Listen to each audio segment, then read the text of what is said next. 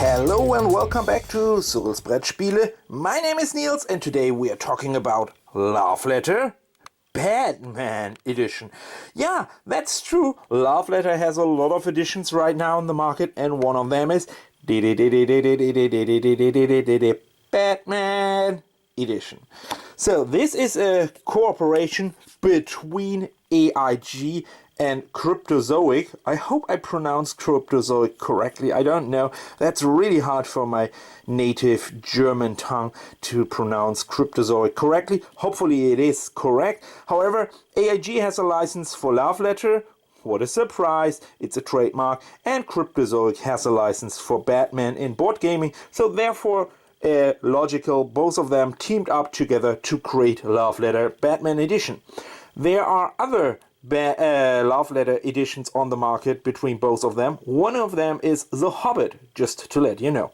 But now let's take a look at the components. This cloth bag for storing all the pieces in it and to carry that around, really helpful. I really like that. This cool looking tokens here, these are the Batman tokens, nothing else than the hearts in the deluxe edition, the wooden hearts, or the normal tokens to win, to determine who's the winner and count the victory points. However, they are looking cool. And the game is basically the same with a little bit of one exception. So here is again these healthy handy dandy cards of cards, a list of cards, what's in there. There's a Joker, there's also Harlequin, there's Two-Faces, Poison Ivy. As you can see, all the bad guys in there in brackets. Here you can see one or two cards in the game. Then you have Robin. Oh, he is helpful, he's a good one. You have Bane, you have Catwoman, and you have Batman, of course. So there are only two good guys in it. That is Robin and that is Batman. I know we can discuss if Catwoman is good or not, but let's assume in this game Catwoman is bad. So 2 good guys versus 6 bad guys. All the roles are more or less the same, so here's the highest point card. By the way, here is 1 dot on it, and here you can see 2 dots on it, and here you can see 5 dots on it. That's the rarity of the cards or the quantity of cards in the game. So all the special abilities are more or less the same in the game. Robin is protecting and makes you safe for a whole round, and except for Batman. Batman has a different role. He's also assassinating someone. That's the same, but whenever you're assassinating one of the evil guys correctly, which is obviously you can never assassinate Robin and you can never assassinate Batman itself, so it must be an evil guy. When you successfully assassinate someone, you get a token. So if you kill someone, get a token. It says you bring him back into the asylum. However, I would call them assassinate. So, and you get also a victory token when you win the round. Whoever has 7 victory tokens or Batman tokens at the end of the game first is declared the winner of the whole game.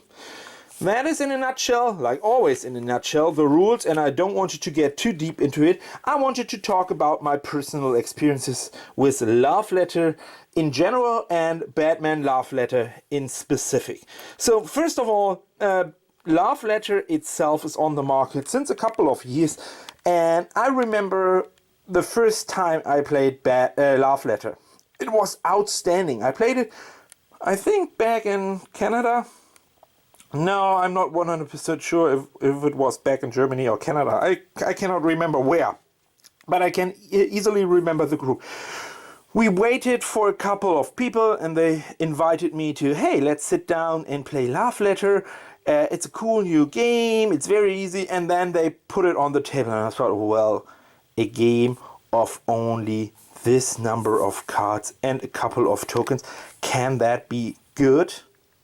And then we started playing. Everybody gets a card on his hand, like always, dealt out a card, and I started with one of these assassins here, with one of these number ones, and I thought, well, okay, wow, that's not great. However, rule explanation was roughly 2 minutes. Okay, we were all experienced players, but it was 2 minutes. So we started. I was not the first player. So the first player started, draw another card, and played a card. So, and he said, okay, I'm protected. I thought, well, wow, boring. Then the next player started, and he had some other cards.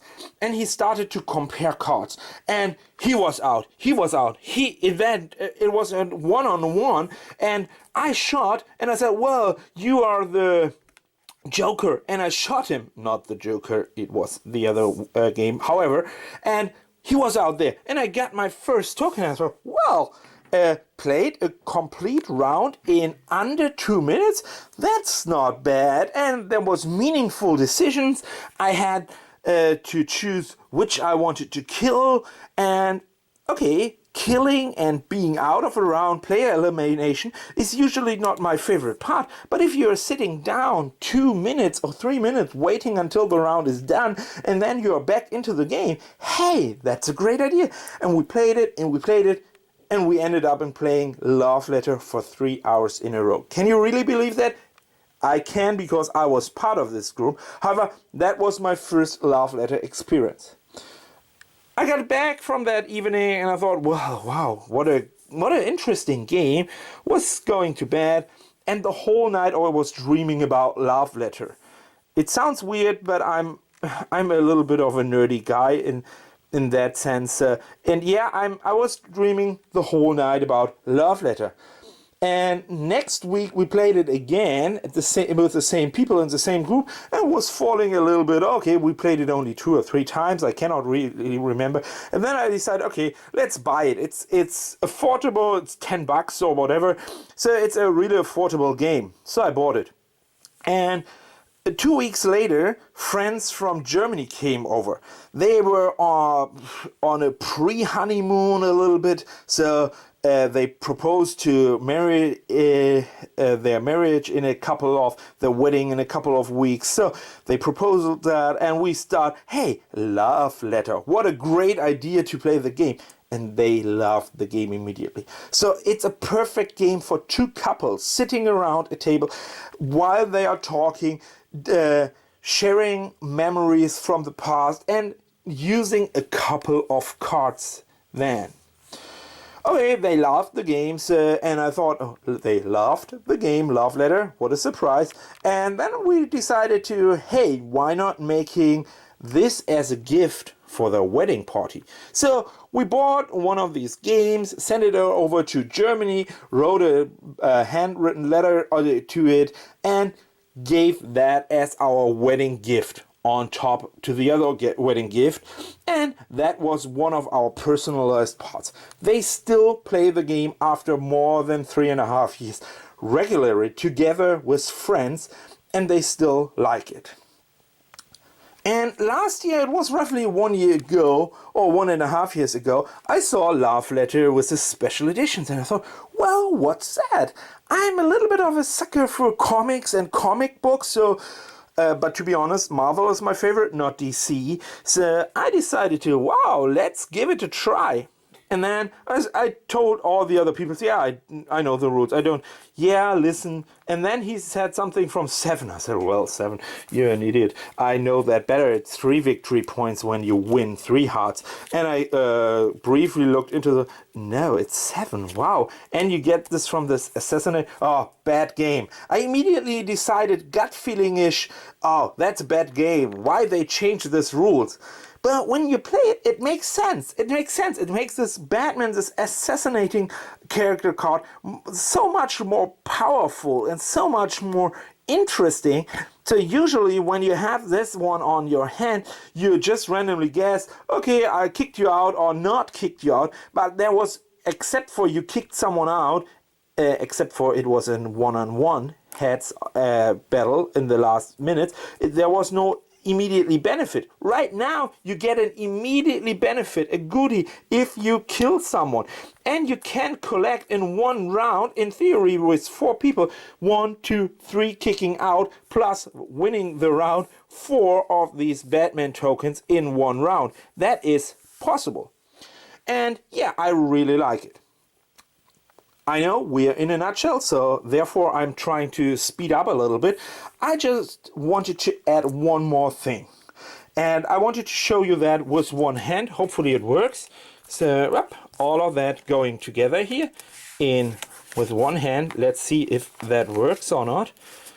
It's not so easy with one hand. However, it works. All the cards in it. This one here.